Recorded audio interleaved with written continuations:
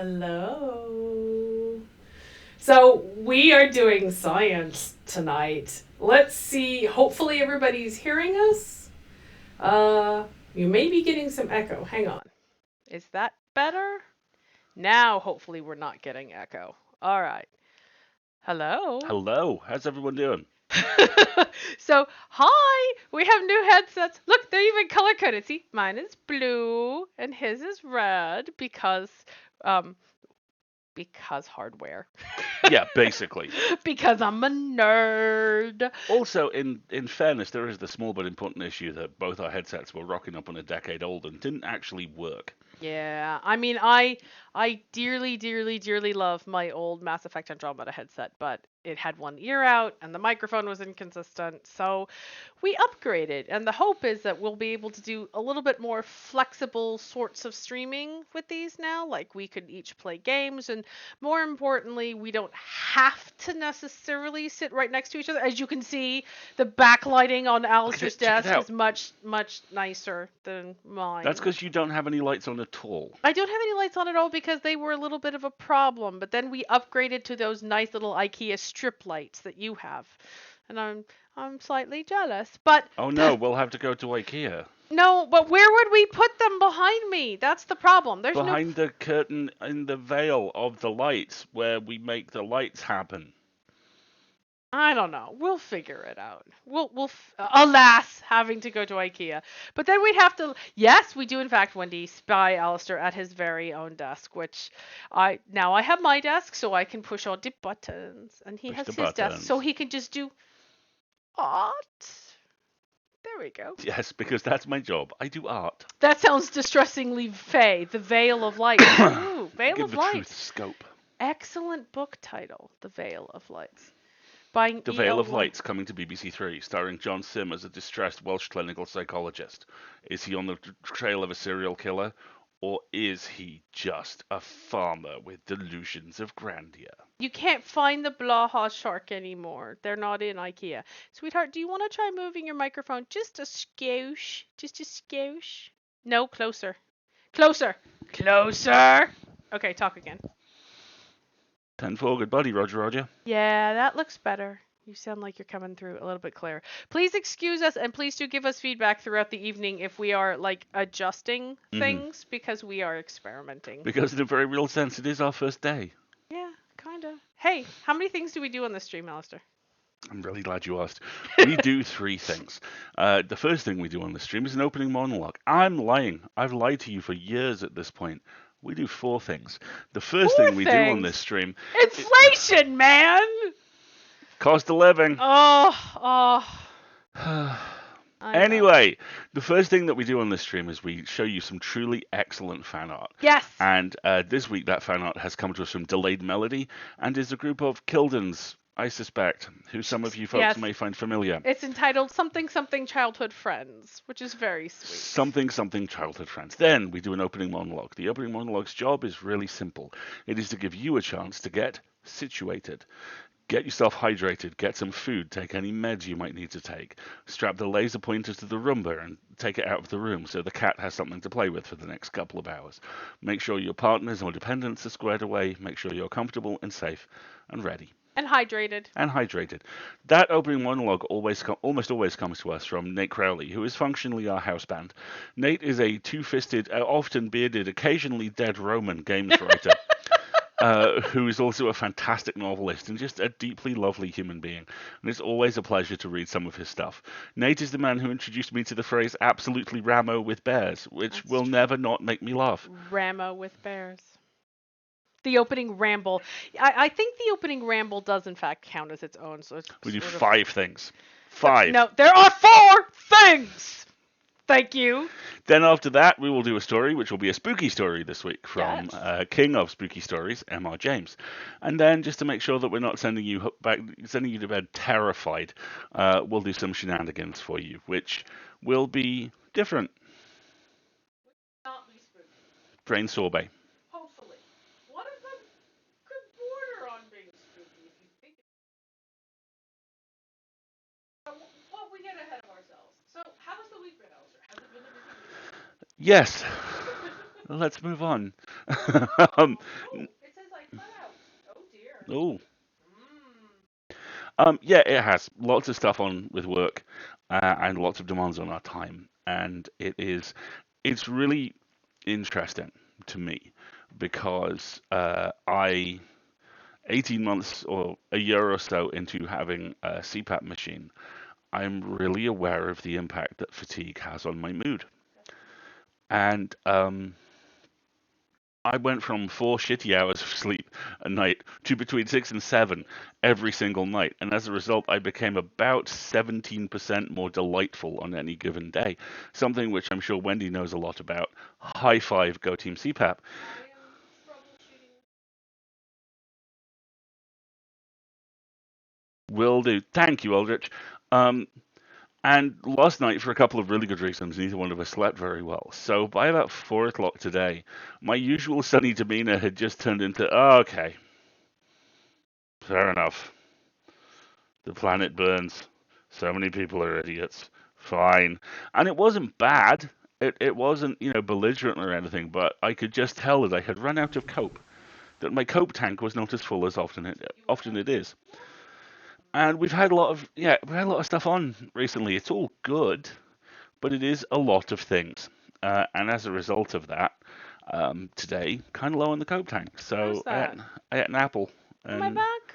had Did it some. just decide to take a little sleepy? Uh, I uh, think my headset just took a little sleepy. did your headset I just don't take a believe. little sleepy? And now my hair's all messy, y'all. See, this is the problem with the headset. It's a very high humidity day, and my hair's going to be very frizzy, and therefore I'm going to be fussy. Please, please, please excuse me. Beastrogen, hello. You are absolutely in time for story time, and the thought of a praying mantis jumping onto my face, Oh dear. shriek-inducing, I think is the only word I could safely use for it. Yeah. That would definitely catch me by surprise. I don't think that is a surprise I would in fact enjoy. Yeah, Wendy speaks no lies. Hush now. Hush now. The mantis is unharmed after hurting my finger and traumatizing me and is now imprisoned. So Excellent. what you're saying is it's tasted blood. Doing better than Martin Sheckley. Anyway, let's move on, shall we, quickly? Oh dear. Yes. Yes. Pet bugs are a distinctly niche interest. Very valid. By the way, can we just say congratulations really quick to Hawkeye for the new Oh job? my God, Hawkeye, I'm so happy for I'm you. Good very job. glad that worked for you. Congratulations. That is Kick-ass work. excellent. Uh, Also, an absolute delight to see the Rogue Maker contingent in. Rogue Maker team represent. Woohoo! If you are not listening to Rogue Maker, you should, and more importantly, you should probably join us tomorrow night for the live listen of Live episode listen 2. party. Which will be at 10 p.m. UK, if I am correct, over in the Rogue Mhm. Maker Discord, which will be a lovely good time. I'm very much looking forward to that. Thank you very Yes. much for inviting us. Yeah, Well, inviting me. You get the backstage pass, since it's kind of like your episode and stuff.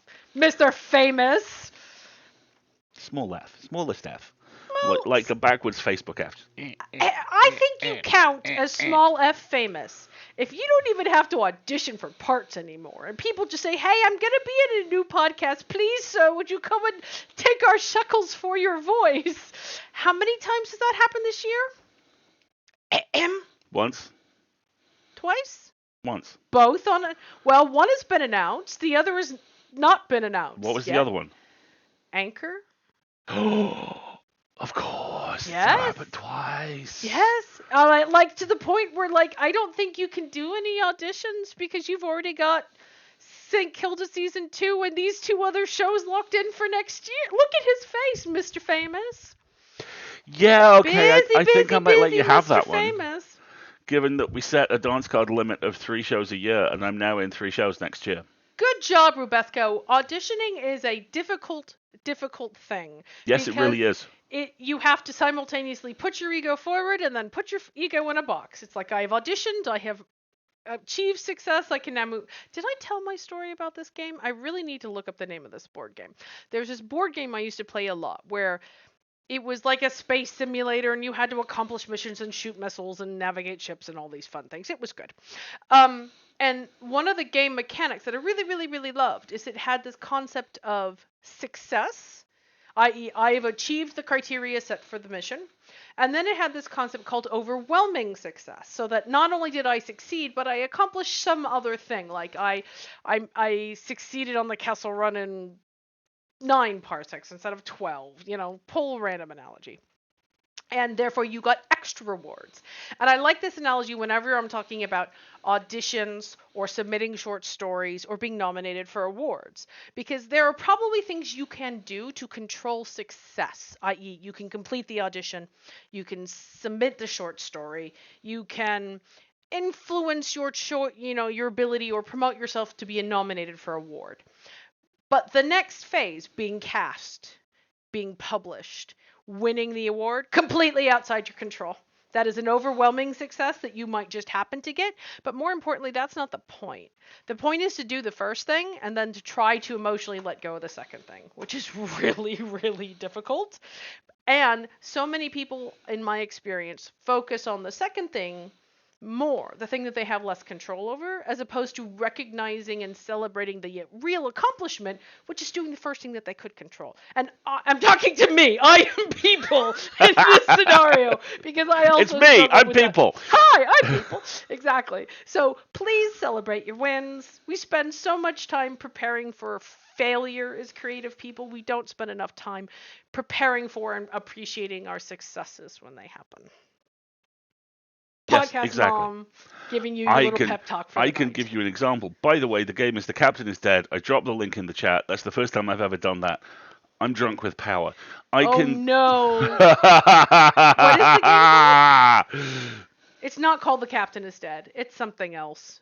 It was some gigantic, you played aliens crewing a ship and you had little miniatures and you moved around and you got different types of experience, and it had millions of box set expansions. I don't remember what it's called. One of these days I will delve into my deep memory and look it up. But anyway. It's not Space Crew. It's not Space Time. It's not Cosmotea. Oh, there are so many. Are you literally just thumbing through Drive RPG over there? Yes, I am. Drunk with power. The fact that you're in front of a desktop now. Damage Report. Deep Space D6. I think Damage Report is similar. Might have been it. I have now. Focus. We're streaming. Nerds. We're not paying attention to RPGs right now. All right. People were blurbling about how nice your voice is on the TMA Facebook, Alasdair. I want to rec them other podcasts, but I'm worried I'll be going off topic if I ref them other Alasdair podcasts. No, definitely. That's really cool. Thank you. And they're all good. And to that effect, a huge thank you to oh gosh, I don't know what Chloe's handle is on Twitter, but the wonderful Chloe of St. Kilda fame.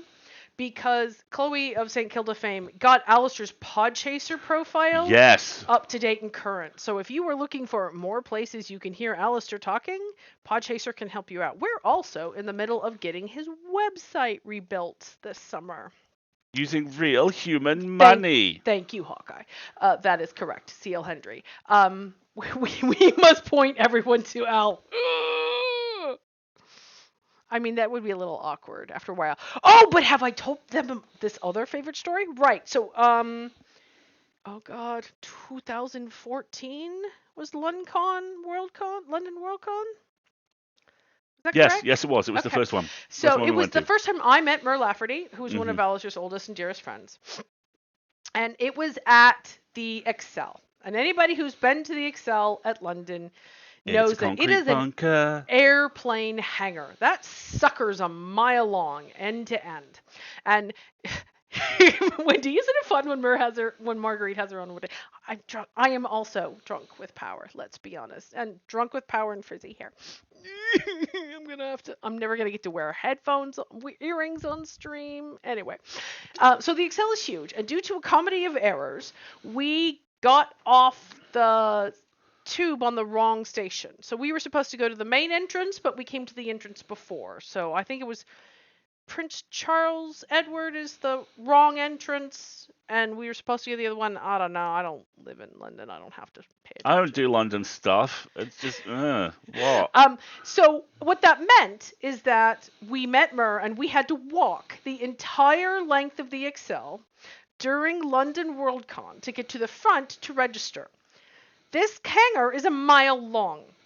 We could not go 50 feet down this building without somebody voice checking Alasdair, including one of my all-time favorites, this sweet old lady. She had to be in her 80s, maybe 85, on a walker, comes tottering over to him, takes his hand, and goes, "I love your voice, dearie," and then just wandered off.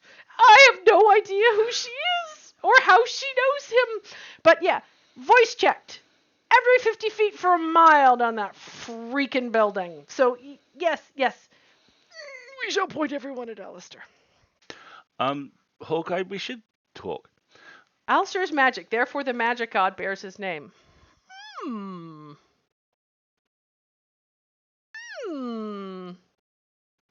I am intrigued. I look forward to you having that conversation, and I will lurk over his shoulder. Should we do the freaking opening monologue? Let's do the freaking. I mean, it's only been 20 monologue. minutes. That's kind of good for us. Oh man, it's just because it's warm in here, y'all. You see, we've got. Well, they kind of coordinate too. Look, but microphones. I'm trying not to, Yes, because it's warm. It's not really all that warm, but it is muggy. It is humid, and I hate it. And we have to close the windows so it's not terribly loud in here.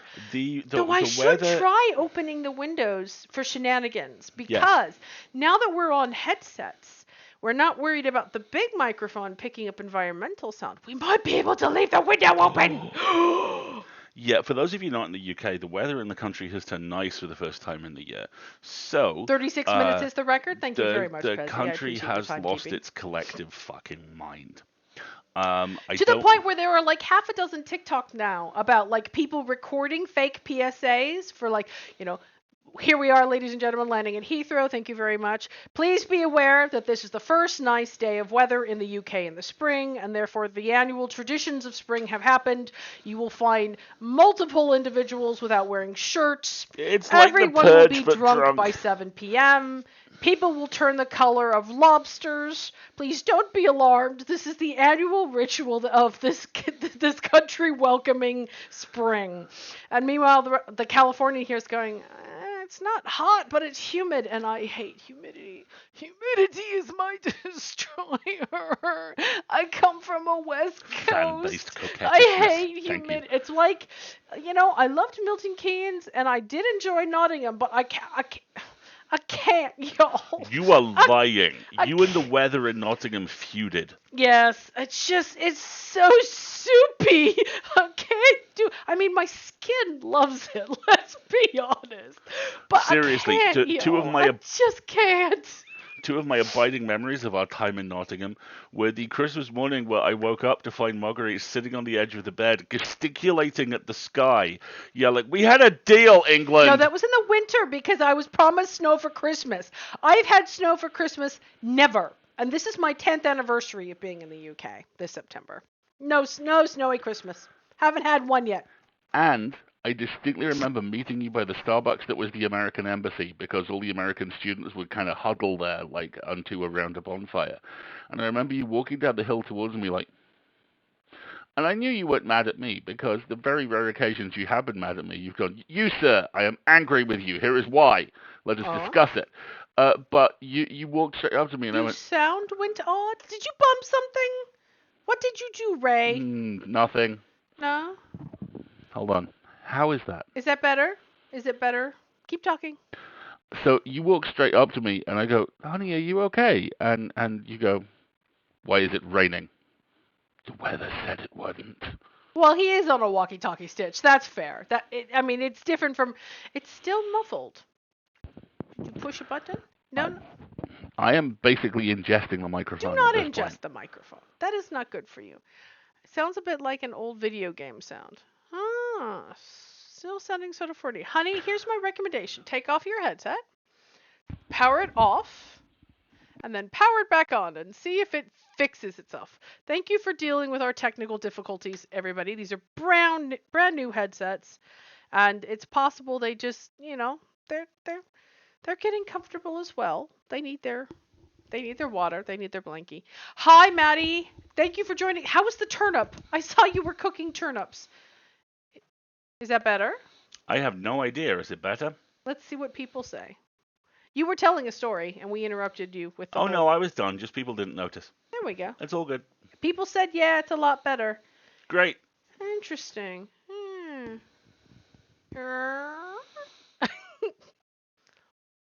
Lovely 66 in Northeast America. That would be amazing. That's a little coal.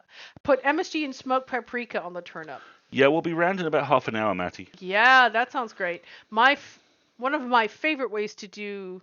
No, that's parsnips, isn't it? With turnips, I'm very old school. Just mash them like potatoes with butter and Beat salt. them like they owe you money. Yes. They're asking you to speak again, please, my love. Oh no, I mean, me I talk? don't know how mean, you'll manage. I have such small amounts to say so much of the time. Yes, neeps. I like them also with brown sugar because they're kind of sweet with brown sugar. Okay, thank you. I think you need to pull your microphone a little bit closer still. There you go. Breaker 1, 2. Brown sugar. Okay. Is that better? Oh no, now you're really drunk with power. Sweet potato gnocchi. Ooh, good choice. Very tasty. Very, very tasty. You were telling a story about how I hate humidity. Yeah, you hate humidity and you feuded with the weather in Nottingham. I did. You never feuded with the weather in Milton Keynes because Milton Keynes is a CIA training camp designed to accustom American agents to life in the UK that also has a really good cinema.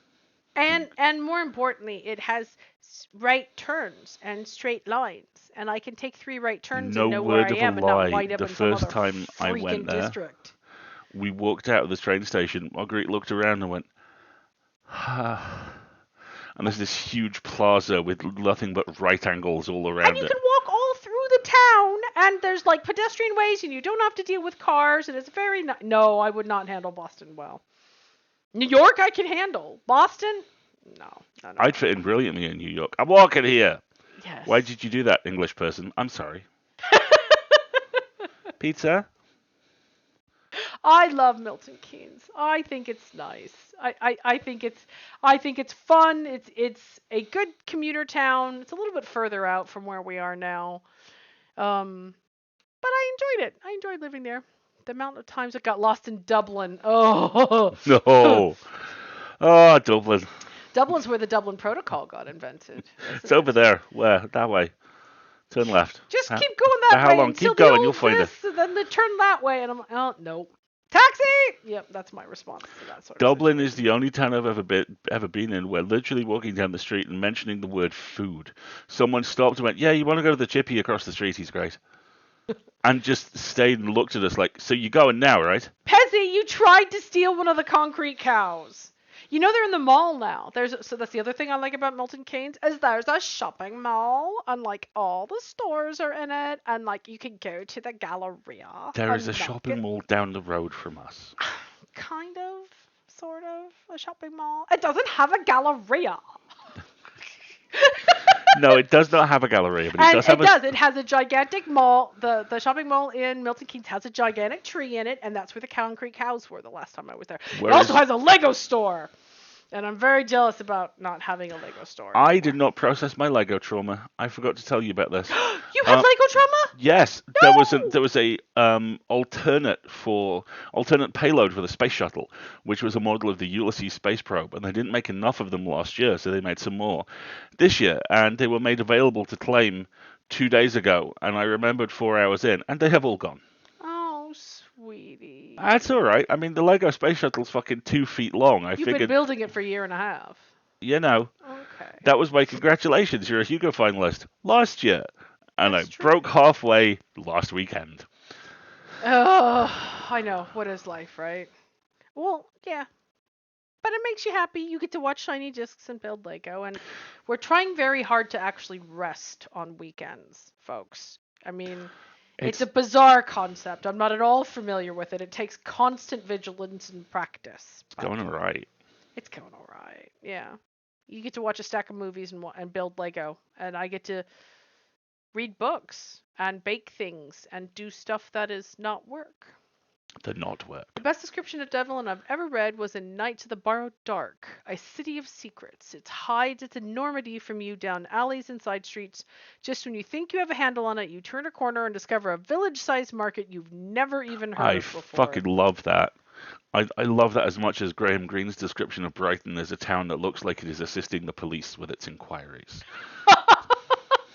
Oh my gosh, that's up. Don't get me started on Brighton. I know people love it.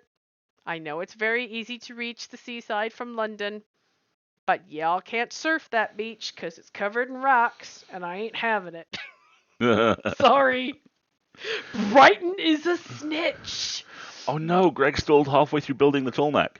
Oh. And then he did he do a boy Lego order? Because it sounds a bit like Apparently he did a boy Lego ordered order. a crucial missing piece, but the wrong replacement crucial missing piece. I'm very, very sorry to hear that.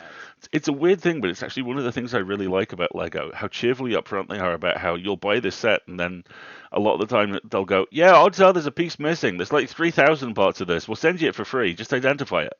It's fine." Good luck. It's like saying, I'm missing this IKEA part. And they're like, give us the number. And I'm like, I don't know. One day the two will cross, and then we will have a sofa made of giant Lego heads. The idea of the tiny shells and pebbles being called beach money. Beach money. I love that. That is Why poetic. have I never thought of calling it beach money before? Because I grew up in California where all the beaches are state parks and you're not allowed to take stuff off of them. That's why. Whereas over here, we don't give a fuck. Yeah, pretty much. Literally at all. In any way now. But let's not get into that. Let's not get into politics. Okay. 30 minutes. We better start the opening monologue or we're going to break the record here. Okay. You're not meant to take them in Brighton, but you're a robber. Crimes. Minor crimes. Okay. You still have a jar of beach money from Eastbourne and Brighton. Okay, topical day. Today is May 18th. It is my sister's birthday. It is Which also one? a very momentous occasion in West Coast U.S. history. Today is the day Mount St. Helens blew. So my mother was 9 months pregnant with my sister when St. Helens blew. And she shoveled a gallon-sized jar of ash off of our car at that time so that she could get driven to the hospital to have my sister. Those of you who are okay with somewhat morbid content, there is a fantastic Twitter user whose username is Scattermoon. And Elaine is great. She is one of the two Eurovision scholars whose work I always camp out on Eurovision weekend. Even talked about Eurovision. And Elaine has this fantastic Twitter thread about the volcanologist who died in the St. Helens eruption and the man who he was covering for and what happened to him too. And it is not cheerful, but it is kind of amazing. This story is quite a thing. And it's the anniversary today. Yes. I.e., my sister's birthday. I should go see Also, about halfway through it, there's an offhand mention of scale, and you will be reminded of the one thing that was driven home to me during my brief catastrophic career as an A-level geologist, which was you do not fuck with volcanoes. No. They will end your shit. Which is why when you start hearing all those rumblings about Yellowstone venting, you're like, Do you know why there aren't contingency plans for that? Because you can't have contingencies about 25% of the planet's crust exploding. No. Just, okay, we're done. Good job, everybody. That would bring about basically nuclear winter if it all went up. So you can't contingency plan for something that big. Although I'm fairly sure somewhere Gerard Butler's gone, that's what you think, we'll have. Yes, that is correct, Sawyer. You cannot outrun pyroclastic flow. In fact, I believe there was a recent tragedy where somebody attempted and failed at exactly that. Being alive during 1989 Loma Prieta.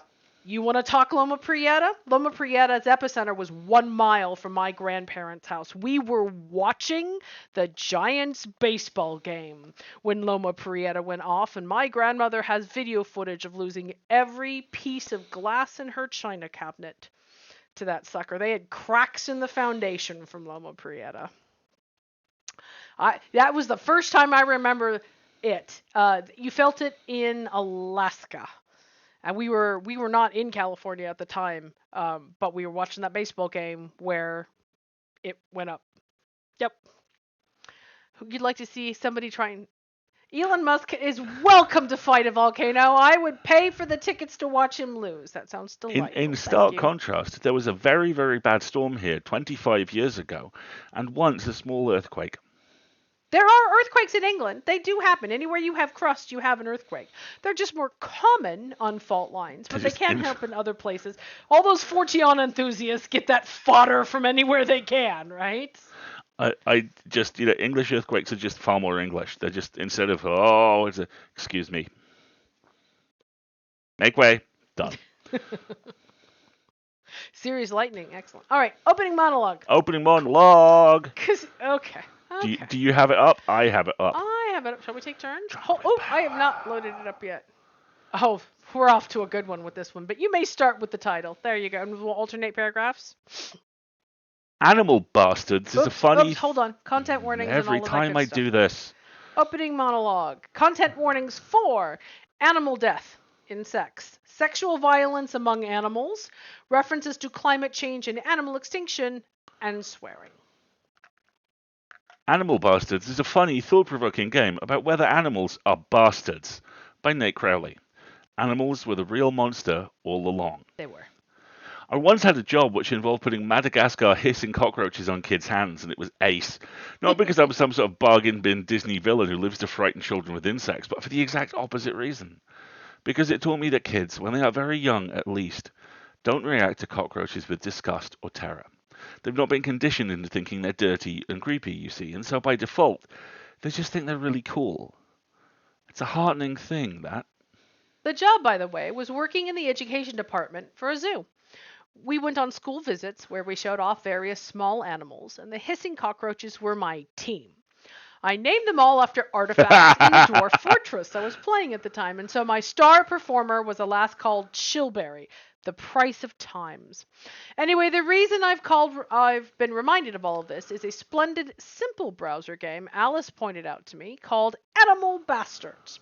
It's extremely funny, but it also makes an elegant point about the way we form our opinions on beasts, and I've been thinking about it all week. Go and play Animal Bastards first. It's dead simple. It will barely take you 3 minutes, and there's no way you won't laugh while doing it. Honestly, it'll take you less time to play than it'll take for me to explain it, but for the clickerverse, here is the précis. It is a game where you are shown pictures of animals, and you must judge whether they are bastards or not. Oh my god, it's smash or pass for animals. Once you've made your call, the game will present you with a fact about the animal, after which you can either confirm or reverse your original decision. That's it. The humor here shouldn't take a lot of explaining. After deliberating for a good 20 seconds over a tree kangaroo, I actually made myself laugh with the speed at which my cursor shot towards the bastard when presented with a photograph of an ostrich thereafter. Fuck gooses is. Another time, I chuckled at my resolute insistence that an eagle was definitely still a bastard, despite the game's heartfelt attempt to convince me otherwise. And that's the clever thing behind the joke in Animal Bastards. It is, very gently, prompting you to laugh at yourself for making any sort of moral judgment about an animal. It underlines this point by having a compelling case to use against you, no matter which option you initially choose in each animal's case. Take sleepy lizards, for instance. Accuse them of bastardry, and you'll be reminded that sleepy lizards pair for life. If one is killed on the road, the other will stay with the body, nudging it gently to try and revive it. If you then flip-flop and go for not a bastard, it will be revealed that male sleepy lizards use their jaws to grab females by the head when mating, leaving them with visible wounds. Now you're the bastard. You bastard. There is an illustration here of the card for Moray Eel when Nate has clicked, changed my mind, what a bastard. Because he's chosen not a bastard and the game has come up with Moray eels prefer to prey on weak and dying animals because they are easier to find and kill. In both instances, you've been potentially swayed by the highlighting of behavior that coincides with the moral values of your own culture. In essence, you've been asked to decide to what extent a species' instinctive behavior resembles your personal ideal of human conduct. which is a really silly way to think about an animal, really, isn't it? It made me think about the kids and the cockroaches because they, too, illustrated just how much our opinions on animals are imprinted on us by our parents, our teachers, and the books we read. All of this has a real effect, too. Giant pandas happen to have a tangential resemblance to baby humans. Ergo, they are goody animals. They're heroes in cartoons, they're all over kids' stuff, and because of all the conservation money scared up by this love bombing, they're doing just fine now. Toads of all kinds, by contrast, are on the list of batty animals. And so a lot of people growing up finding them vile or just not giving a shit about them. The knock on effect of amphibians of all kinds are terrifyingly endangered, and efforts to protect them are grimly underfunded. Flag, I will tell a story here later. Nate has then returned to the moray eel with having chosen bastard. With moray eels look vicious because of the menacing way they open and close their mouths, but they're only taking in water to breathe, you judgmental bastard. I love it. There's a wider point to touch on here too. While a lot of us recognize that it's silly to call any animals bad, we're happy to go full humans are the virus and make weirdly absolutist moral judgments about our own species. Just because chimps and walruses aren't burning fossil fuels, we ascribe this weird kind of sainthood to them and castigate ourselves for being an evil species. Now, I'm not saying for a moment that this makes human environmental destruction fine. Quite the opposite. My point is that we can take responsibility for what we've done and act on that while still accepting that we are still animals who only ended up in this situation because of the lottery of natural selection. There's no dichotomy between humans and nature, is what I'm saying. Polar bears might very well be grieving over pictures of us looking forlorn on tiny icebergs, had they ended up developing global environmental dominance as an evolutionary survival strategy, instead of us doing it. Toads might be failing to deal with the fungal plagues killing us off, and we'd be just as dependent on the bears or the toads to clean up their fucking act as they currently are on us. It wouldn't make them bastards, though. Just animals. Same as we are. Animal Bastards is not half as po-faced as I am about all this, and it is, of course, perfectly valid just to play it and call an animal a bastard because it has what you consider to be the face of an invertebrate bell end. The game is, at the end of the day, a fun joke. But like all the best fun jokes, it does pull some interesting brain strings. Brain strings. Pull some brain strings. What a beautiful phrase. I like Nate is, as ever, the best of the best. that. Was very good. I like that. Oh, there's a very old now Dennis Leary routine about this, about how otters are, good animals. They're cute. They do little human things with their hands. You can go. And then and along comes a cow. He's like, I'm an animal. I have rights. You're a baseball glove. Get on the truck. Yes. So, moralistic behavior about animals. Wow, that was deep for 45 minutes in. If you ever want to be deeply weirded out and strangely moved, you should do a YouTube search for cows listening to music because they adore it. They absolutely adore it. There are all these videos of musicians sitting in fields playing, and cows will come up to them and lie on their laps. And just be blissed out. And just be completely blissed out. And of course, this is a cow. This is an ambulatory truck. So barn, yes. Once they sit down, you're not going anywhere. No. The story was not about toads. It was about the Dennis Leary routine. Nice. So yeah, that's our opening monologue. Shall we do a spooky? Shall we? Why don't you tell us about the spooky while I get you set up to tell us about the spooky? Very well. The interesting thing about this is twofold. Firstly, this is an M.R. James story, and those of you who haven't encountered James before, I'm actually a bit envious because his work is fantastic. It is very mannered. It's very much of its time. I forget his date range, but he was an English author, and these are all stories about polite, friendly society and usually upper class people and the awful, awful things that prey on them. This story was published in 1925. And James, to give you an idea of how long a shadow James cast, there's a movie I watched a couple of months ago called Broadcast Signal Intrusion, which is loosely based on an actual documented incident, I believe in Montreal, where a pirate television broadcast of someone yelling incoherently in a Max Headroom mask briefly took over a major TV channel. A Max Headroom mask? Never found. And Broadcast Signal Intrusion stars Harry Shum, who you will have probably seen in Glee, as a video editor and restorer whose wife disappeared under very unusual circumstances, and he slowly becomes aware that those circumstances might be connected to three mysterious broadcast signal intrusions in his town, and he begins trying to track down tapes of these things. Yeah, And James's classic horror history. It's of no surprise at all that it influenced Magnus. It's like Poe. mm, It's one of those kind of cornerstone of English horror writers. He was prolific. He was accessible in such a way that like his prose wasn't written to be only consumed by elitists. It was designed for everyday absolutely. readers. Um, That's also one of the reasons why the BBC love him so much. There is yep. this unofficial tradition for years now that a James story will be filmed and broadcast on Christmas Eve or Christmas Day. Mm, It's not always James, but it is usually James. yeah. And yeah, it's all good. I mean, James at his worst is better than most other horror authors of his time. And unlike an awful lot of the old dead white men, hey, Howard, James has aged remarkably well in a lot of important ways. So let's talk about the content warnings for a second. So this story has content warnings for death and dying, horror themes, slight touches on mental health and trauma, socio-political themes. This was actually quite the commentary at the time, and violence. And as always, you can find a detailed list of content warnings at that link, although it may contain spoilers. So, please engage with it as you need to.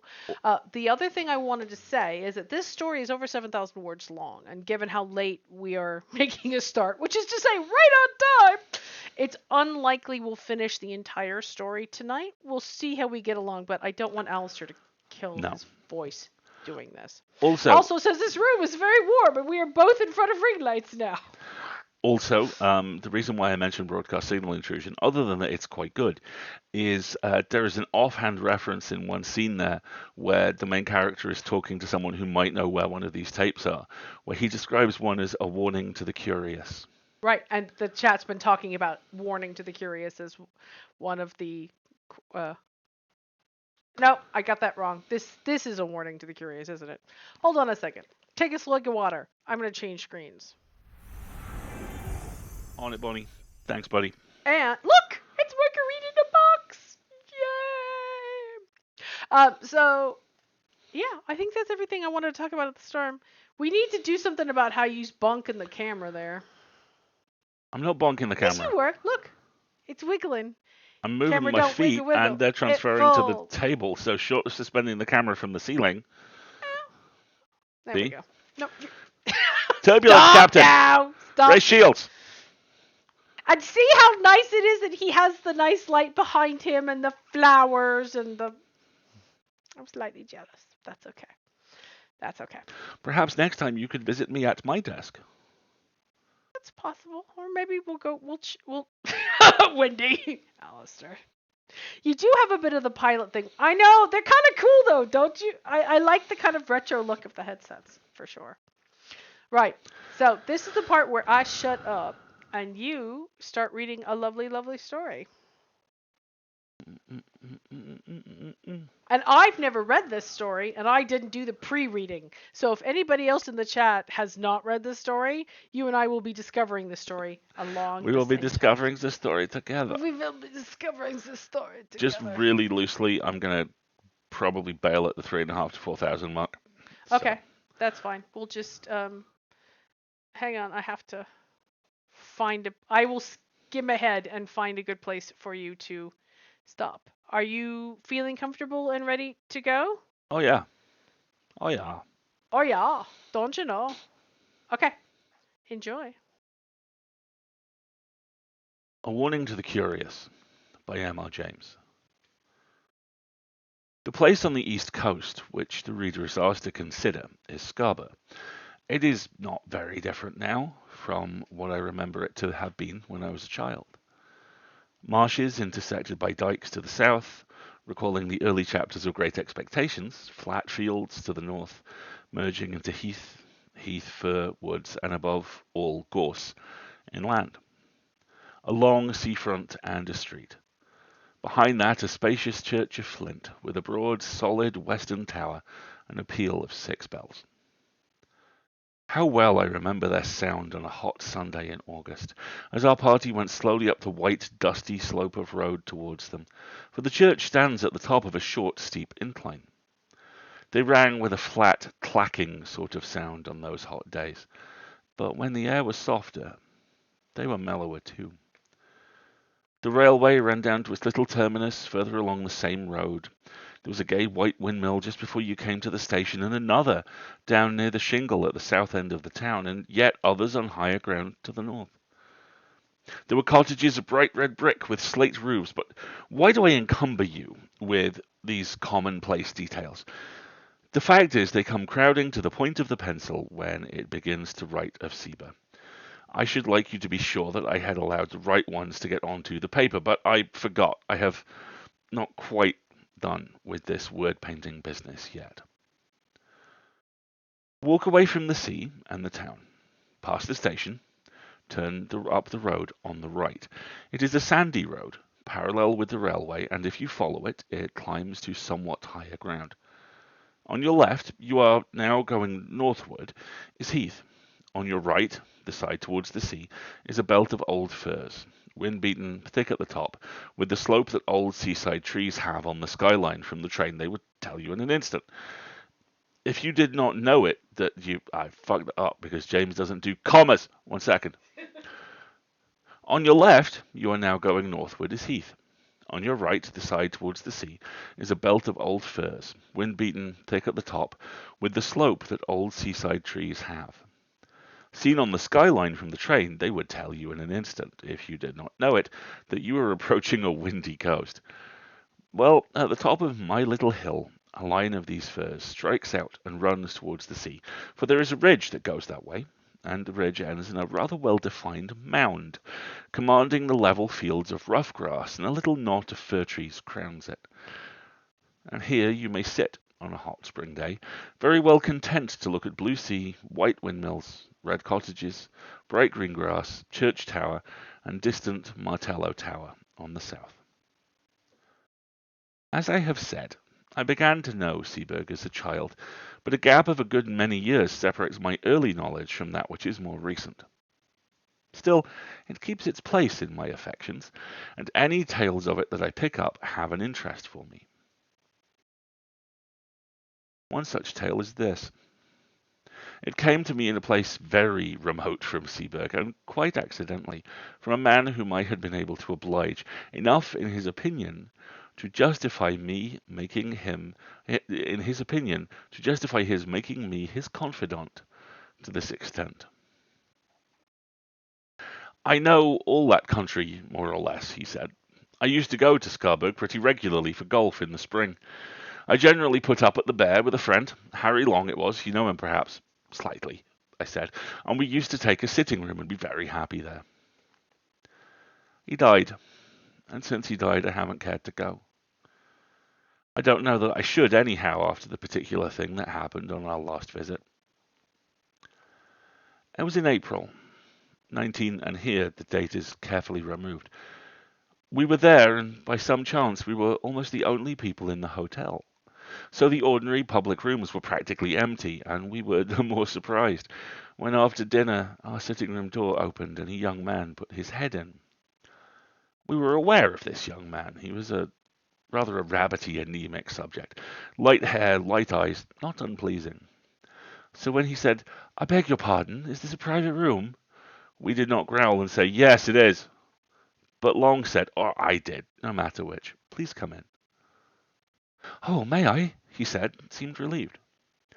Of course, it was obvious that he wanted company, and as he was a reasonable kind of person, not the sort to bestow his whole family history on you, we urged him to make himself at home. "I dare say you find the other rooms rather bleak." I said, yes, he did, but it was really too good of us, and so on. That being got over, he made some pretense of reading a book. Long was playing patience. I was writing. It became plain to me. after a few minutes, that this visitor of ours was in rather a state of the fidgets, or nerves, which communicated itself to me, and so I put away my writing and turned to him, engaging him in talk.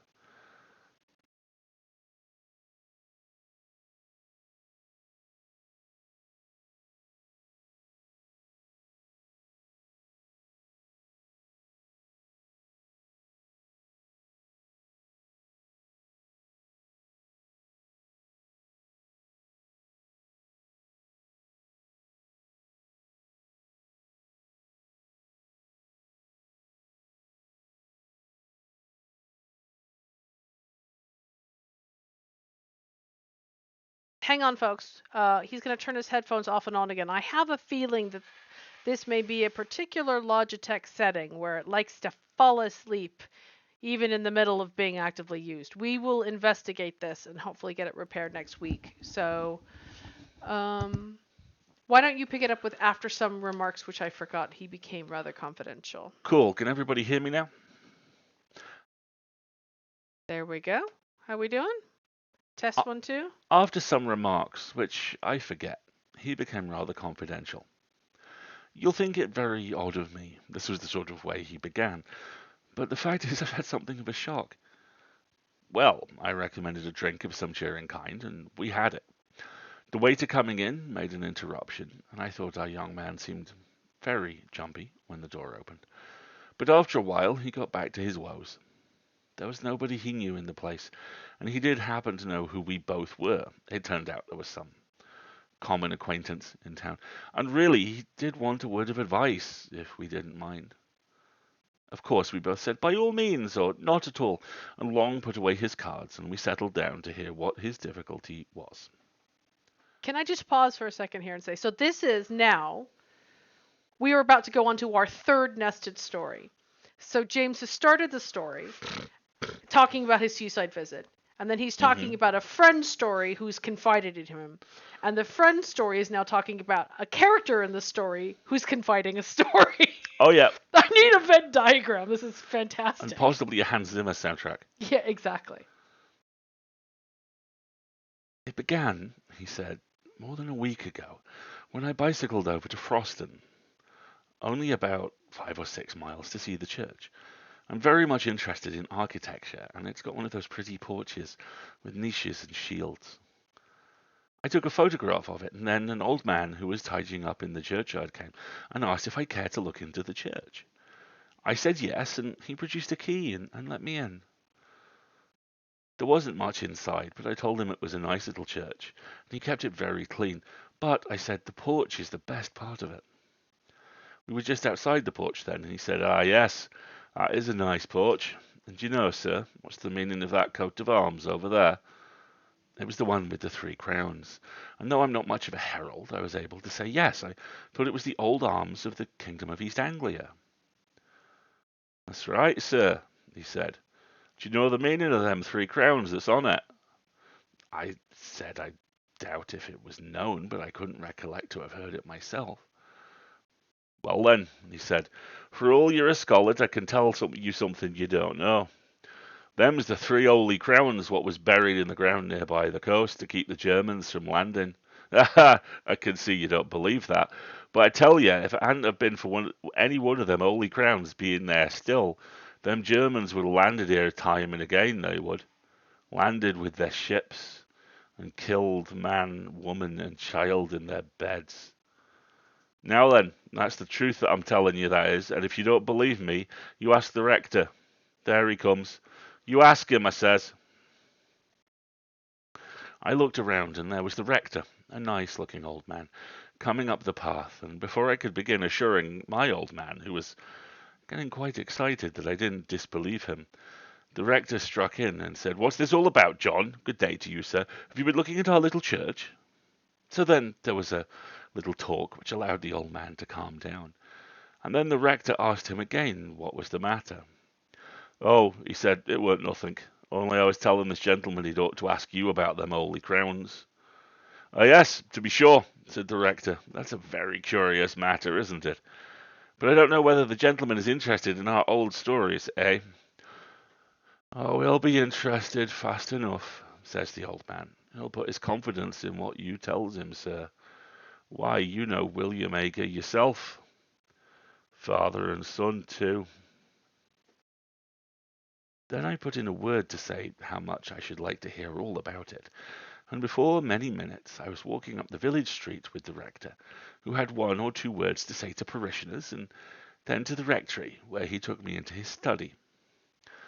He had made out on the way that I really was capable of taking an intelligent interest in a piece of folklore and wasn't quite the ordinary tripper, so he was really very willing to talk. And it is rather surprising to me that the particular legend he told me has not made its way into print before. His account of it was this. There has always been a belief in... Sorry, bad voice. 5 stories down now. That is thunder. Is it really? That was lightning just now. Really? Yep. Oh, well, folks, just a heads up. We're apparently having a thunder and lightning storm, so if the power goes off, sorry. There's always been a belief in these parts in the 3 holy crowns. The old people say they were buried in different places near the coast to keep off the Danes, or the French, or the Germans, and they say that one of the 3 was dug up a long time ago, and another has disappeared by the encroaching of the sea, and one is still left doing its work, keeping off invaders. Well now, if you have read the ordinary guides and histories of this county, you will remember perhaps that in 1867 a crown, which was said to be the crown of Redwald, King of the East Angles, was dug up at Rendlesham, and alas, melted down before it was even properly described or drawn. Well, Rendlesham isn't on the coast, but it isn't so very far inland, and it's on a very important line of access. And I believe that is the crown which the people mean when they say that one has been dug up. Then on the south, you don't want me to tell you where there was a Saxon royal palace, which is now under the sea, eh? Well, that was the second crown, I take it, and up beyond those 2, they say, lies the third. They, Okay, bravo for that. You climbed Liza third with the thunderclap. I'm sorry. I hope anybody else heard it, but that was good. Also, Rendlesham. Okay, that's the British Roswell. Um, Focus. Moving on. Moving on. Do they say where it is? I, of course, asked. He said, yes, indeed they do, but they don't tell, and his manner did not encourage me to put the obvious question. Instead of that, I waited a moment and said, what did the old man mean when he said you knew William Ager, as if that had something to do with the crowns? To be sure, he said, that is another curious story. These Agers, it's a very old name in these parts, but I can't find that they were ever people of quality or big owners. These Agers say, or said, that their branch of the family were the last guardians of the last crown. A certain old Nathaniel Ager was the first one I knew. I was born and brought up quite near here, and he, I believe, camped out at the place during the whole of the War of 1870. William, his son, did the same. He did that during the South African War. Young William, his son, who has only died fairly recently, took lodgings at the cottage nearest the spot, and I've no doubt hastened his end, for he was a consumptive by exposure and night watching. The pacing on this is weird, I'll do that again. And young William, his son, who has only died fairly recently, took lodgings at the cottage nearest the spot, and I've no doubt hastened his end, for he was a consumptive by exposure and night watching, and he was the last of that branch. It was a dreadful grief to him to think that he was the last, but he could do nothing. The only relations at all near to him were in the colonies. I wrote letters for him to them, imploring them to come over on business very important to the family, but there has been no answer. So, the last of the Holy Crowns, if it's there, has no guardian now.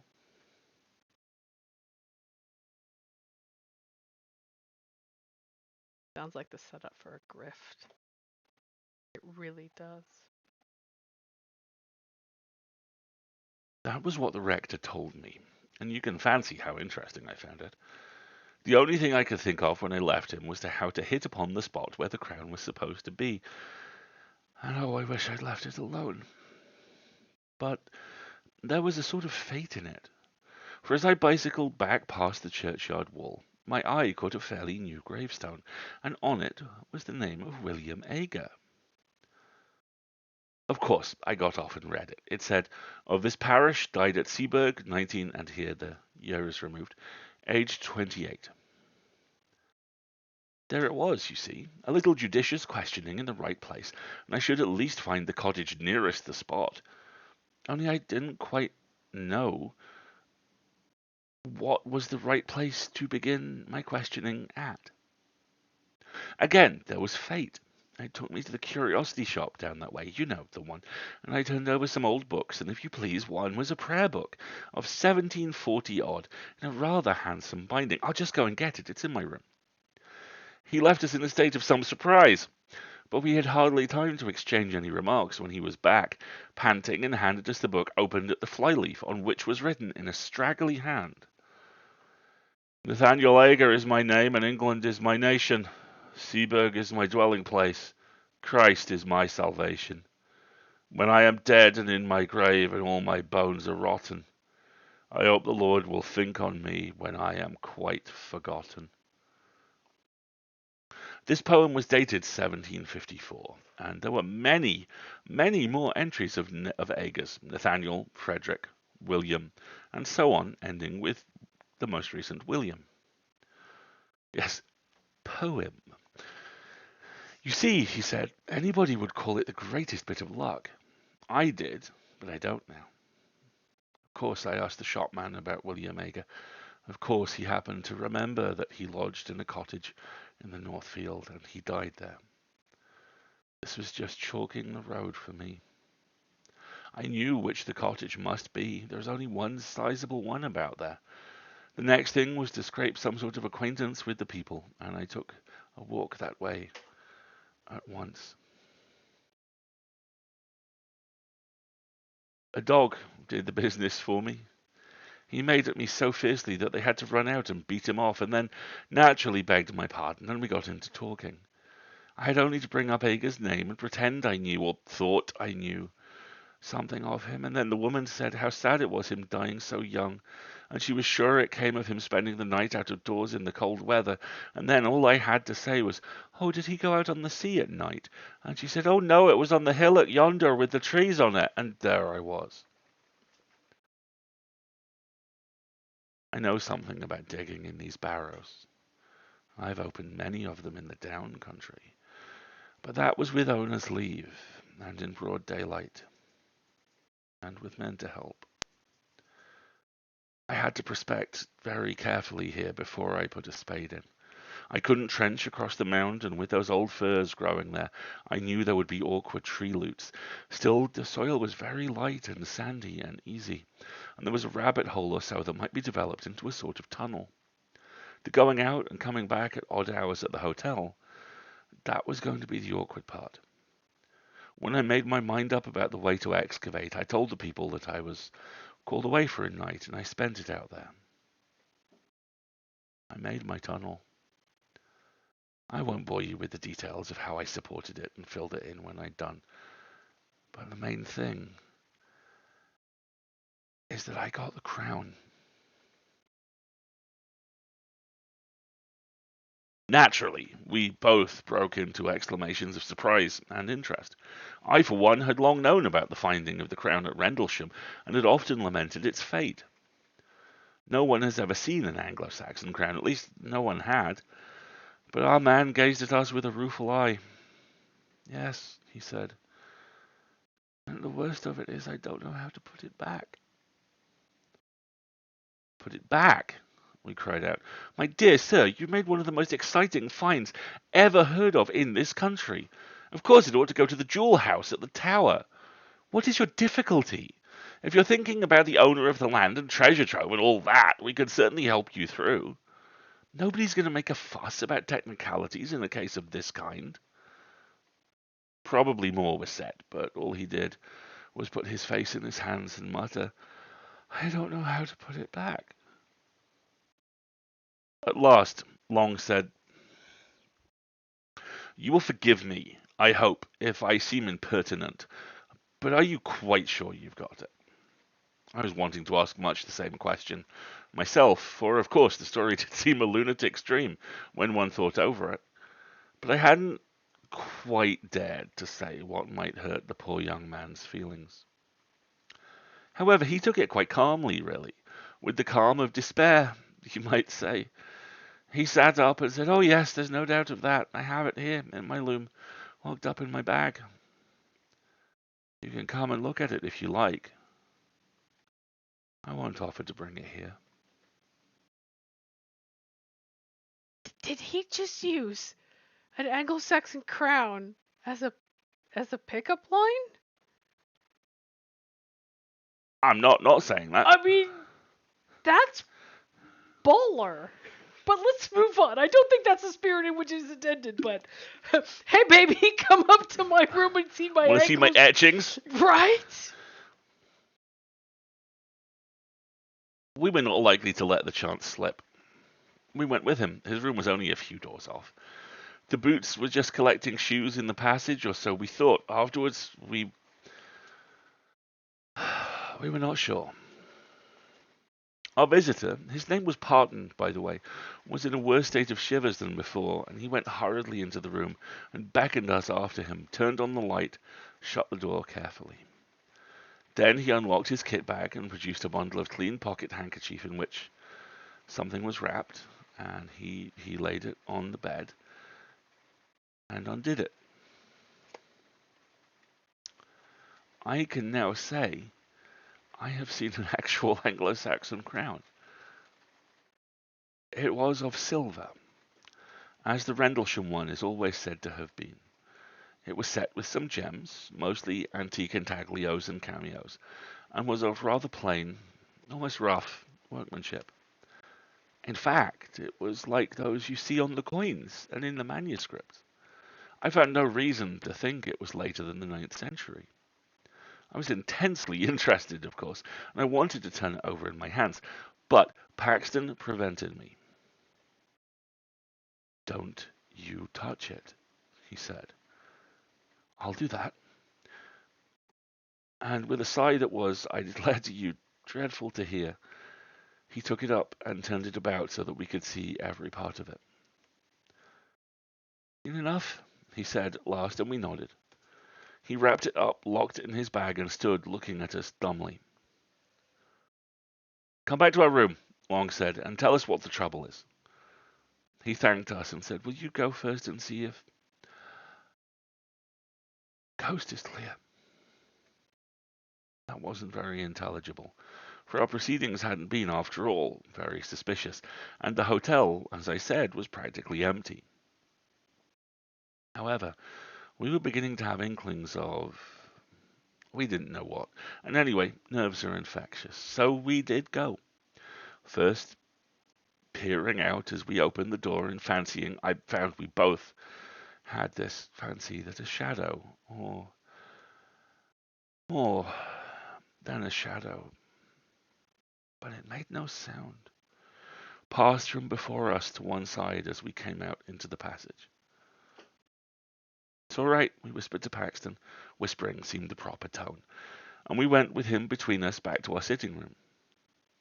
I was preparing, when we got there, to be ecstatic about the unique interest of what we had seen, but when I looked at Paxton I saw that would be terribly out of place, and I left it to him to begin. "What is to be done?" was his opening. Long thought it right, as he explained to me afterwards, to be obtuse, and said, "Well, why not find out who the owner of the land is, and inform—" "Oh, no, no!" Paxton broke in impatiently. I beg your pardon. You've been very kind, but don't you see it's got to go back, and I daren't be there at night, and daylight is impossible. Perhaps, though, you don't see. Well, then, the truth is that I've never been alone since I touched it." I was beginning some fairly stupid comment, but Long caught my eye. I stopped. Long said, "I think I do see, perhaps, but wouldn't it be a relief to tell us a little more clearly what the situation is. Then it all came out. Paxton looked over his shoulder and beckoned for us to come nearer to him and began speaking in a low voice. We listened most intently, of course, and compared notes afterwards, and I wrote down our version. So I am confident I have what he told us almost word for word.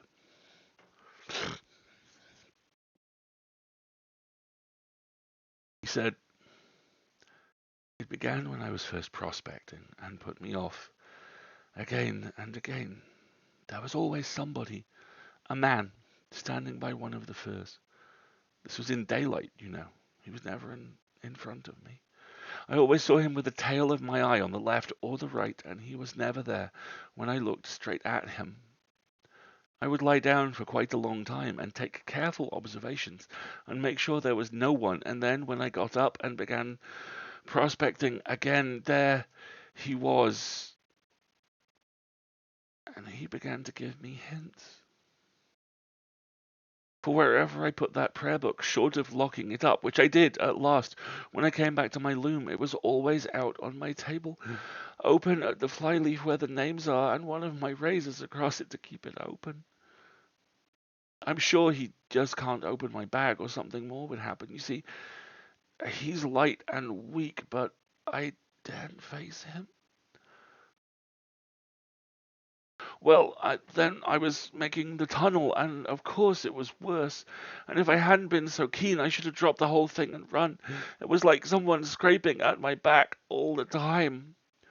I thought for a long time it was only soil dropping on me, but as I got nearer the crown, it was unmistakable. And when I actually laid it bare and got my fingers into the ring of it and pulled it out, there came a sort of cry behind me. Oh, I can't tell you how desolate it was. And so horribly threatening, too. It spoilt all my pleasure in my find, cut it off at that moment. And if I hadn't been the wretched fool I am, I should have put the thing back and left it, but I didn't. The rest of the time was just awful. I had the while he was there trying to thwart me. Sometimes, you know, you see him, and sometimes you don't, just as he pleases, I think. He's there, but he has some power over your eyes.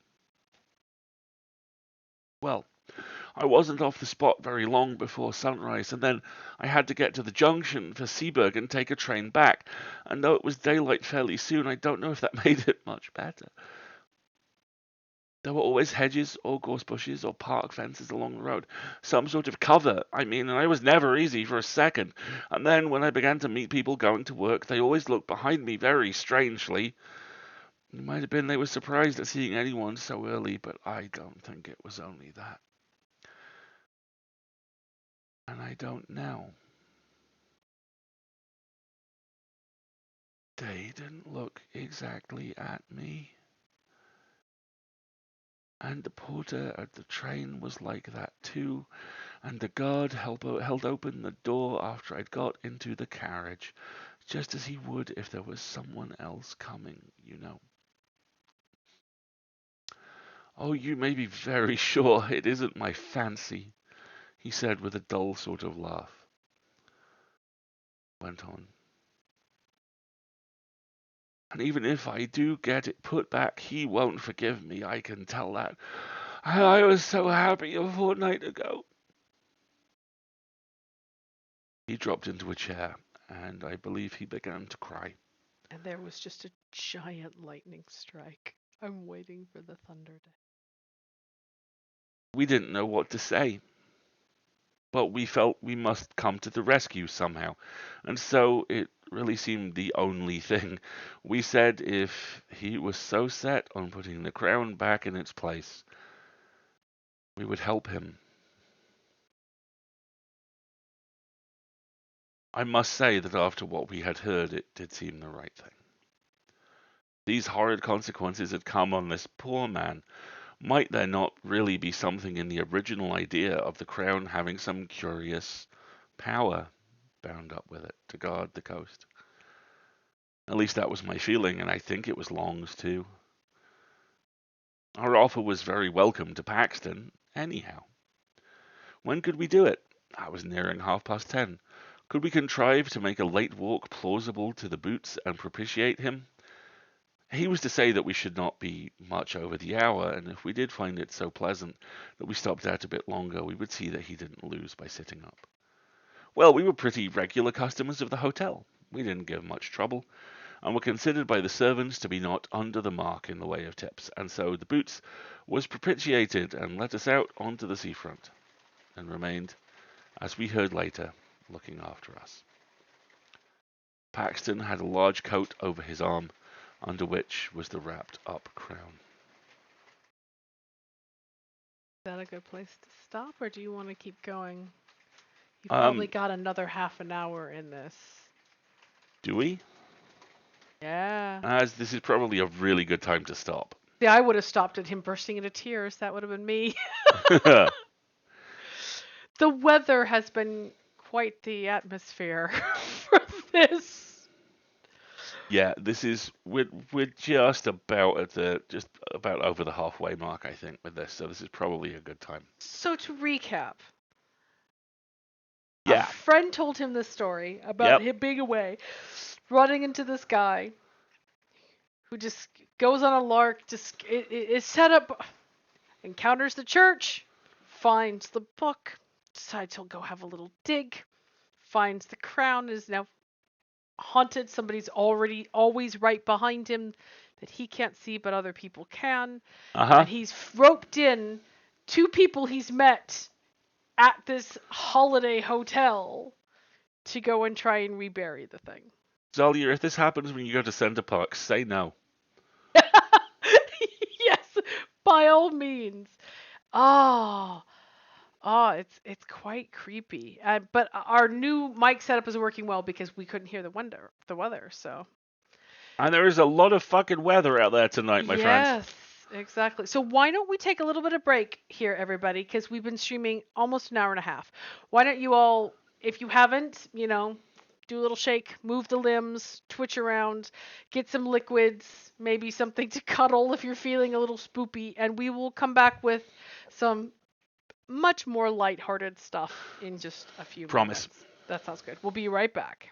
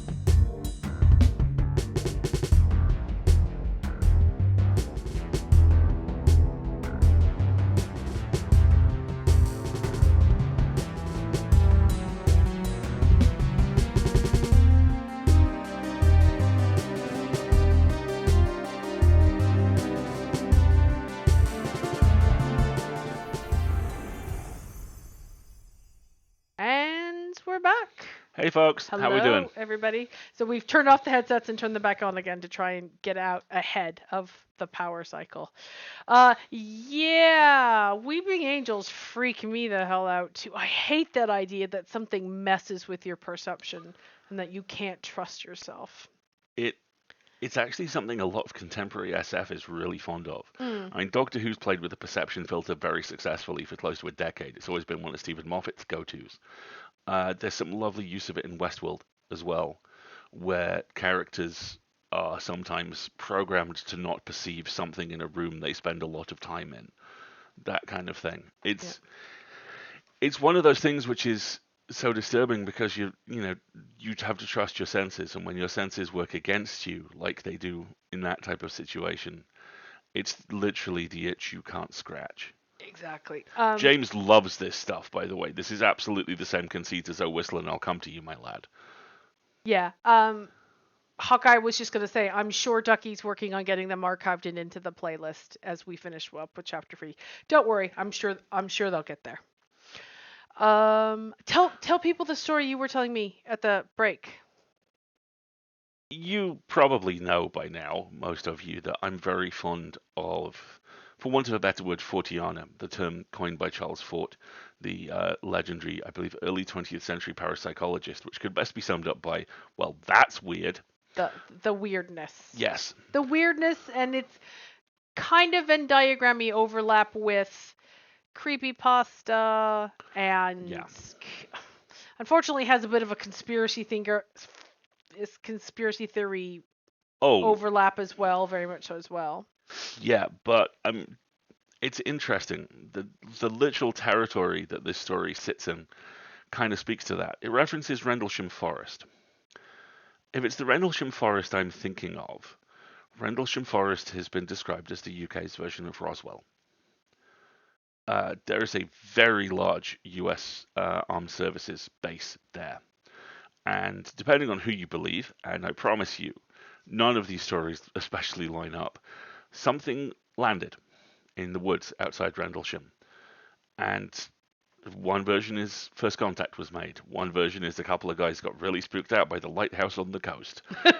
Everyone has a different version of the story, and this being ufology, everyone's looking to get paid. It's Rendlesham where there's the apocryphal story of someone going back to the now abandoned base and being met by lots of very serious looking guys in blue uniforms with no unit patches and being told to turn around. I believe. Thank you, Wendy. Thank you very much, Wendy. I believe very little of it. I believe it's a fantastic story, and I'm sure there was something that felt very unusual at the time, or perhaps even something actually unusual. But without getting into literally a whole other episode, ufology as a science and parapsychology as a larger science is infested. I And love it. I love it too, Stitch. I like when stories are inspired by strange real world events or when they become kind of self-reinforcing or self-referential. exactly. And I with ufology with that kind of stuff, I always try and look at the purity of the story at its core. Is it interesting? Is it weird? Is it unsettling? And there is something really interesting at Rendlesham. I don't know what it is, but I do like that this story references it. Hmm. And yeah, I mean, ufology is like working in comics. It'll break your heart. It's an awful field, and it's one full of people who desperately want to believe. And despite what Mulder said, that's not a good thing a lot of the time. Um, but there's some fun stuff in there. There's some Mm. interesting and very strange events, and I leave you all to kind of make up your own minds about them. The other two things that this story put me in mind of are actually two of my favorite comics. One of which is very new, and one of which is Let's Move On. Um, we'll do the Let's Move On one first. In Don't do July, math. there's an omnibus of a series called Knights of Pendragon coming out. I am Knights of Pendragon's fault. This is ostensibly a Marvel series. It was produced in the early 1990s. I used to buy it off newsagent shelves when I was a child. And I believe I may have told you this before. The first episode finishes with someone being murdered and placed in strawberry punnets in a 6-foot pyramid of strawberry boxes. And they have been so impressively dismembered, there is some of them in every one. And it is ultimately, it's an iteration of the Green Man myth and of the Arthur myth and of the stories that protect a country, in this case the UK. And it does some really, really interesting stuff, and I am delighted it's coming back in print because there's a lot of resonance with a lot of things which are happening at the Oh, is moment. there going to be modern political commentary through the lens of 50-year-old things like the White Riot documentary you just watched a weekend ago, and how that's exact same thing is still happening? Yeah. In fact, let's take it off onto that real quick. If you're interested in documentaries, and I'm trying to teach myself about them at the moment, I've watched a couple of really good ones recently. One He is called needed new fodder because I love con documentaries. I love watching stupid people get caught. And it right. gets a little heartbreaking after a while, so we needed something different. Um, but yeah, I watched The Last Ambulance in Sofia, which is a documentary about basically the last ambulance in the city of Sofia and the three people who run it. And it's really interestingly shot because you only ever see them and how they react to their patients. And how they react to different patients is very, very revealing.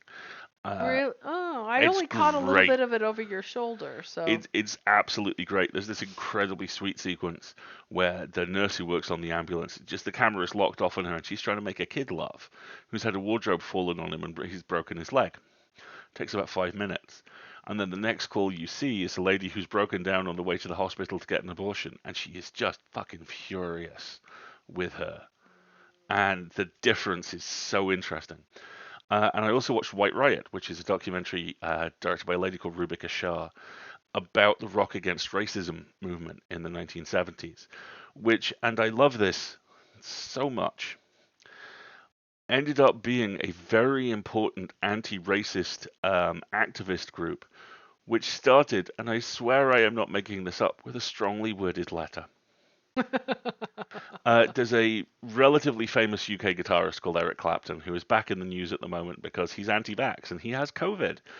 And he, in the 70s, delivered a blisteringly racist statement from the middle of a concert, which was it was everything you could imagine that type of bullshit is. And the folks behind Rock Against Racism wrote to the primary music paper of record in the UK to complain. They literally wrote a strongly worded letter. And then they built an activist organization, which kept running out of money. And every time they had money, they'd publish another issue of their zine. And it is Wow, that's topical. resonance. We have it. And it's lovely because it's very inspiring and it's also very pragmatic and it's also very familiar. You know, I don't want to take us down a dark route, especially given we've just gone down a fun dark route. But a lot of the stuff that's described in there is happening now. It's just happening in a better suit. But a lot of the solutions they found work too. So yeah, I've been playing with documentaries a lot at the moment, and also kind of skewing into that, for want of a better word, UK folk history, which brings me to the other comic, which I can recommend. It's called. Hookland? Say what? Hookland? No, Hookland is more a state of mind than a comic. Although if you I thought search it on, was a magazine. no, it's a fictional county which exists on Twitter and occasionally has shops. Let me get you a link, chat. Hookland is a very fun follow. Hookland is a fantastic follow. Hookland is the county that M.R. James stayed in, no doubt, even though it's only occasionally in the country. Oh, Brigadoon. The Brigadoon Yeah, County. Brigadoon, basically. It's run by a deeply lovely human being. Very much worth your time. Yeah, Once in Future is great. It's about a quiet, softly spoken, large guy whose grandma shows up at his house one day and goes, "So the thing is, I used to kill monsters for the British government, and we've got a bit of a problem, son. You need to come with me." And Gee, I wonder how this could possibly have appealed to young Alasdair. oh, it was started being published about 3 years ago, No lie detected. right? And 3, 4 years in, as it now is, one of the current plot lines involves a war between King Arthur. Two versions of him, because every story that's ever told is real, and sometimes they wake up. And two versions of Arthur are active. Also, there's a fantastic ongoing thing at the moment where the most terrifying weaponsmith in British history is William Shakespeare, because he wrote all these stories, and if you can activate one, you can get to everything in it. Pen mightier than the sword, indeed. Damn right. This is Once and Future, Bon. It is written by the amazing Kieran Gillen, who is one of the most talented writers working in the country today. And it is, I think it's 4 volumes in. It's all on Comixology. It's all at your local comic shop, or it will be gettable at your local comic shop. So it's pretty easy to find. Yep, there are 4 collections of it now. It's a Hugo finalist this year, isn't it? Yeah, I think this is Kieran's third year on the run. Nice. His stuff's that good, folks. He really is fantastic. So yeah, weird English folk horror, weird English folk history, the activation of communities to both protect what matters to them, and also to deal with what doesn't. Physical existences of fictional characters. Like, I love the idea. It's Into the Spider-Verse, right? It's the idea that Yes. there are multiple varieties and iterations of Spider-Man, and sometimes you get them all together to deal with something really big. Dun, dun, dun, dun. Okay. It's exactly that. It's fun stuff. I love playing with It this says, stuff. when a group of British nationalists perform a supernatural ritual in order to resurrect King Arthur, comma, they discover that Arthur has his own agenda. As Arthur leaves a trail of death and destruction in his wake, octogenarian Bridget McGuire, a retired monster hunter and perhaps Gertrude, spiritual successor, and her grandson Duncan must try to stop him before other creatures from story begin emerging as well. The best way to describe it is... We have all of this? Yes. Please put it in my face. I will do. I just finished my book today. I needed something new. The best way to describe this is picture Henry Cavill and the Dowager Countess from Downton Abbey fighting creatures from English literature. What? Yeah. Put this in my face. It's so good. It's so good. Picture Henry Cavill. Yeah, you It's could have done. just stopped with that sentence, Next. right? Oh my. Oh, man. Shall we? I literally have the fan. Are you literally going to? Are we? Very well. Whilst I remember as well, and as we're talking about this kind of stuff, this is something I've only spotted in the UK. I had it pointed out to me, but there is probably parity for it. Depending on your time zone, the Complete Witcher is currently a Kindle deal. It's like £1 for It all is of £1 for 7,000 pages. for all of the Witcher books. Yes. Yeah, for all the pros, and they're worth it. I unfortunately lost my internet connection and was ill on the day I was supposed to be on the enthusiasm about The Witcher. But that's a whole different hour. Put it down, Marguerite. That's a whole different hour. And thank you for the Rex for Everything Everywhere All at Once, folks. We're hoping to see that this coming week, hopefully. I really, really, really, really want to see that movie. I can't wait. I can't wait to see just her get to center and hold her own thing. She's so good at being like a supporting character actor in many, many, many things. Oh. He hasn't got to Pooh or Paddington yet, Eldritch, but I think that's largely because the copyright is a little fuzzy. Given time. Put her. Okay, that's a whole nother hour. Whole other hour. Copyright lawyer brain is like. The other thing which you might want to find is there is a Twitter account which is a guy photoshopping Paddington into a movie every day. Maddie. Until he forgets, and he hasn't forgotten yet, and they're all great. You never need to stop getting new books. It is perfectly acceptable that buying and collecting books is a hobby that complements reading and enjoying books, but they can also be mutually exclusive, and I support every iteration of any hobby that involves buying books. Likewise. Right. Shall we do some shenanigans? Yeah. Can I say one more other piece of video game news that got announced today that I'm do the thing. I've been waiting for you to do this. Happy about. Okay. I am a BioWare fan. I like the way that they're... I know this is enabling behavior. Hello. I like that their games have lots of characters, have lots of moral decisions, allow you to make decisions the way you want things to have, and have romance options. Let's be blunt. That is one of the big appeals to the BioWare games for me. When I finished... Was it Andromeda, I think? Yes. I went into a heck of a BioWare rut, like withdrawal I refer to it as the morning spiral. mourning period, because there was nothing new for BioWare to play, and Legendary hadn't come out for Mass Effect yet. And a friend of mine, the fantastically talented author Jen Williams, who also writes good fantasy books, which are just getting these lovely, gorgeous hardcover art remakes. We're getting those, right? We're on the list. I don't know if we're going to be allowed to, but Better. Anyway, she recommended a video game to me that kind of scratched the BioWare itch for her, and it's called Greedfall. Now, when Greedfall first came out, its trailer really rubbed me the wrong way, because aesthetically it's beautiful. Happy birthday! Happy birthday, Sarah! Thank you so much for joining us this very late evening. We are just wrapping up, and this is the last tangent I'm going on, promise, because I'm trying to commit to being wrapped up by noon. But midnight, what is time? I've been up since 6 a.m. I'm very punchy. Anyway, Greedfall, aesthetically gorgeous. Think high seas, piracy, thigh-high leather boots, customizable long jackets. You can choose which cape you wear. It's gorgeous. But the way that the trailer was cut made it look like colonialism, the game. And I was like, but so then Jen recommended it. She's like, no, give it a try.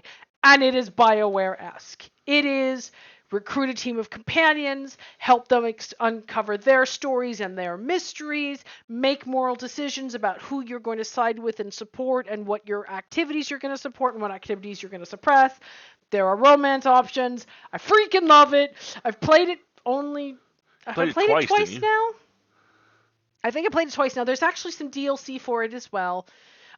My favorite current fan fiction is a very long running alternate telling of the entire game through a very political lens. So it gets into all of the moral decisions and some of the legal decisions, and of course I love it so much.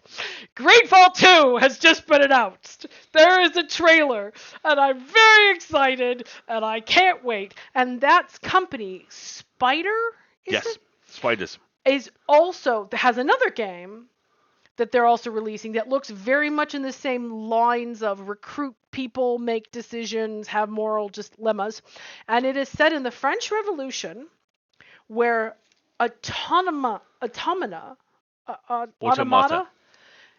have been developed. And so there is a machine intelligence fighting for its independence while the French proletariat are fighting for independence and a mad king. And I'm like, oh my gosh, this looks really, really good. I can't wait. And it has a release date, and it has a brand new trailer today. So tell them the other trailer, honey.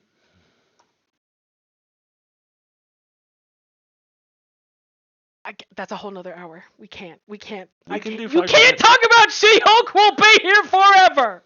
And Wendy has to go to bed at midnight, and so do I. So we have to behave. Thanks, Next week we will talk all about She-Hulk and how it is wonderful and how that's your homework. You will have homework. Stream Mom says you will have homework.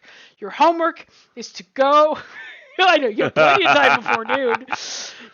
Your homework is to all go watch the She-Hulk trailer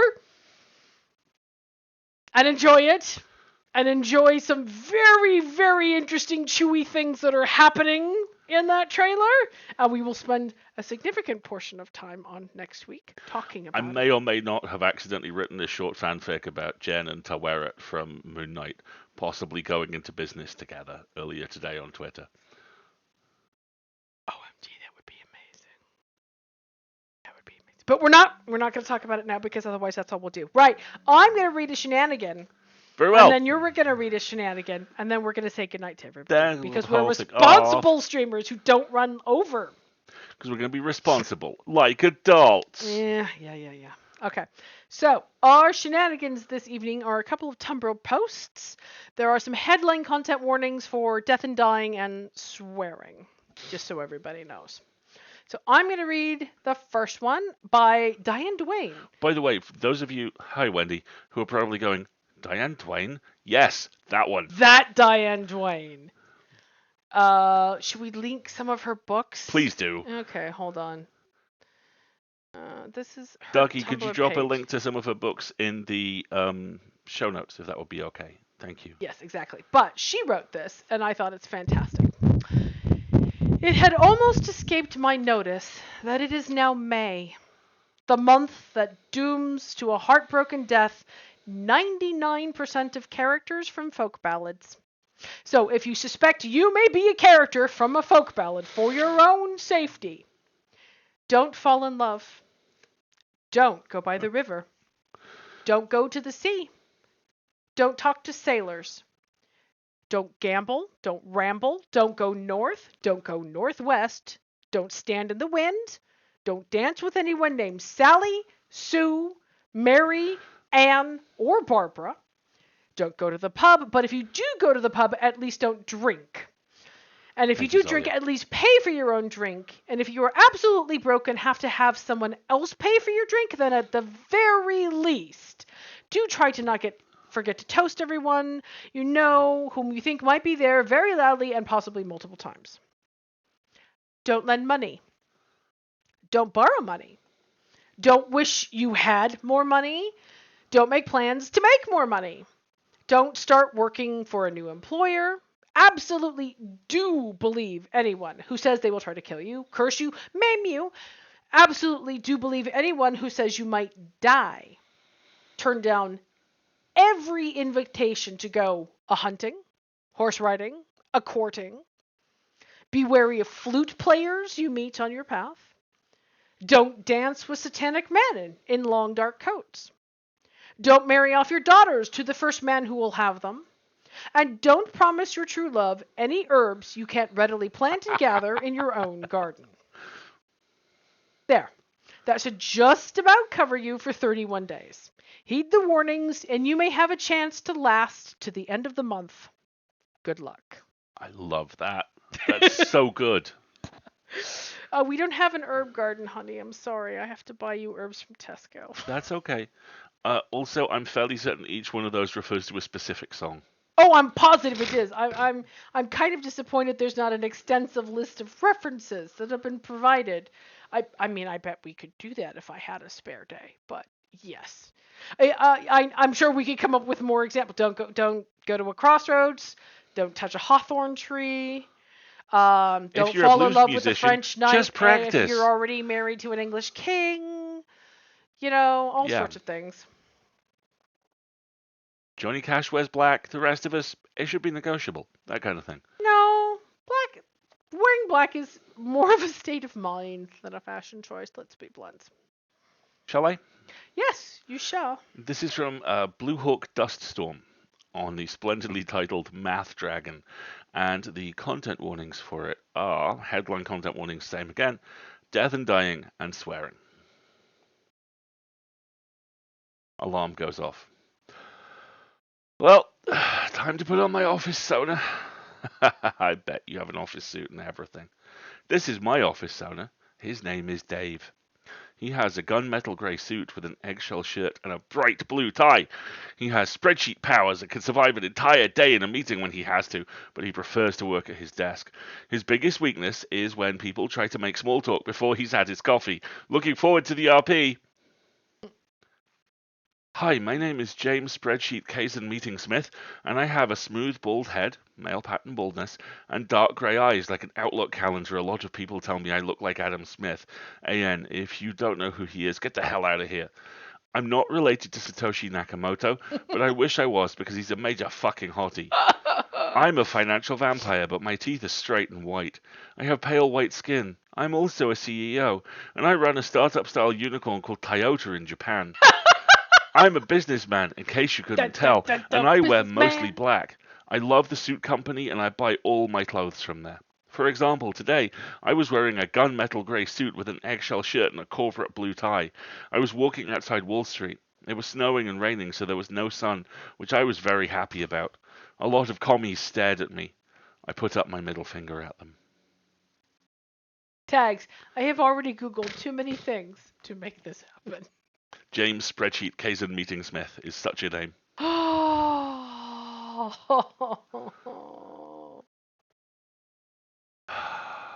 I love it.